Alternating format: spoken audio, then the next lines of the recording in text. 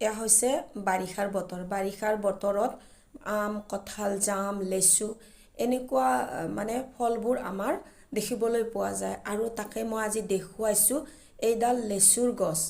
লেচু দেখিছে ভৰি ভৰি লাগিছে, মানে গোটেই গছডালতে মানে পাত যিমান আছে তাৰ লেচুৰ থোক বুলি কয় যে সেই থোকো সিমানেই আছে, পূৰা ভৰি আছে। মই আপোনালোকক আজি তাকেই দেখুৱাইছোঁ।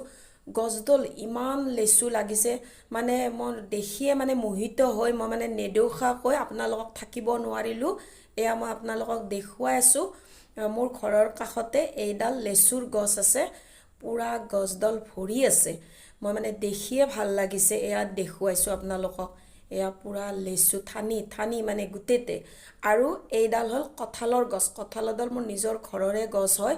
কঁঠালডালো আপোনালোকে দেখিছে, তলতে ইমান থোপ মানে কঁঠাল, মানে গোটেই এডাল ঠানিত ইমান কঁঠাল আছে। মই ভাবিছিলোঁ ইমান কঁঠাল এক জেগাতে কেনেকৈ থাকিব, হয়তো সৰি পৰিব, কিন্তু সৰি পৰা নাই। কঁঠালবোৰ ডাঙৰো হৈ আহিছে আৰু এতিয়ালৈকে আছে। আৰু ডাঙৰ হৈ অহাৰ কাৰণ বুজিলোঁ যে থাকিব আৰু নসৰে। গতিকে আজিলৈ এৰিছোঁ, বাই বাই।